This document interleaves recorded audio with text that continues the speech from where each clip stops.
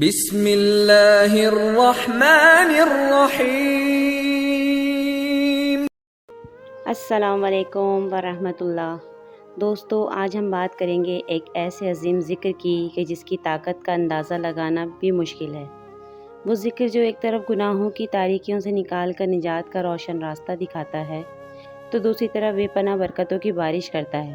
جی ہاں، ہم بات کریں گے استغفار کی، لیکن آپ سے گزارش یہ ہے کہ ویڈیو آخر تک ضرور دیکھیے گا کیونکہ یہ ویڈیو بہت اہم ہونے والی ہے۔ دوستو، ہم بات کر رہے ہیں امام احمد بن حنبل کی۔ امام احمد بن حنبل ایک مشہور عالم دین ہیں۔ انہیں اکثر شیخ الاسلام یا اہل سنہ کا امام بھی کہا جاتا ہے۔ بڑھاپے میں جب امام احمد بن حنبل سفر کر رہے تھے تو ایک بستی کے پاس آ کے رکے۔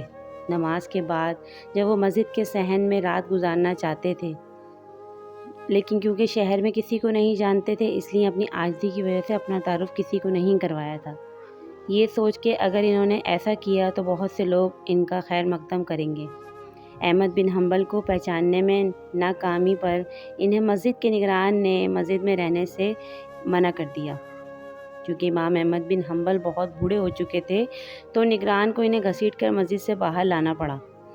یہ دیکھ کر قریب کے ایک نان بھائی کو اس شخص یعنی امام احمد بن حنبل پر بہت ترس آیا اور اس نے رات کے لیے میزبانی کی پیشکش کر دی۔ نان بھائی کے قیام کے دوران امام احمد بن حنبل نے دیکھا کہ نان بھائی مسلسل استغفار پڑھتا ہے، اللہ سے معافی مانگ رہا ہے۔ امام احمد بن حنبل نے اس سے پوچھا، کیا استغفار کی یہ مشق اس پہ کوئی اثر کرتی ہے؟ نان بھائی نے جواب دیا، اللہ تعالیٰ نے تمام دعائیں قبول کی ہیں سوائے ایک کے۔ جب انہوں نے اس نان بھائی سے پوچھا کہ وہ کیا دعا ہے کہ قبولیت کا شرف نہیں مل رہا، نان بھائی نے جواب دیا کہ وہ اللہ سے دعا کرتا ہے کہ وہ اس مشہور عالم دین امام احمد بن حنبل سے ملنے کی سعادت فراہم کرے۔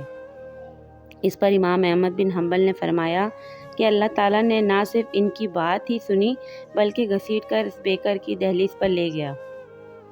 دوستو، یہ کہانی کثرت سے استغفار کی طاقت کی یاد دہانی کراتی ہے۔ یہ یاد رہے کہ نبی کریم صلی اللہ علیہ وسلم دن بھر میں کثرت سے استغفار کیا کرتے تھے۔ دوستو، استغفار سستی اور کاہلی اور مایوسی کا بھی تجربہ شدہ علاج ہے۔ میری دعا ہے کہ اللہ رب العزت مجھے اور آپ کو کثرت سے استغفار کی توفیق عطا فرمائے، اور اگر آپ کو یہ حکایت پسند آئی ہو تو اس کو اپنے دوستوں تک ضرور شیئر کریں۔ کیا پتہ آپ کی ایک شیئر سے اللہ کسی کا دل اور زندگی دونوں بدل دے۔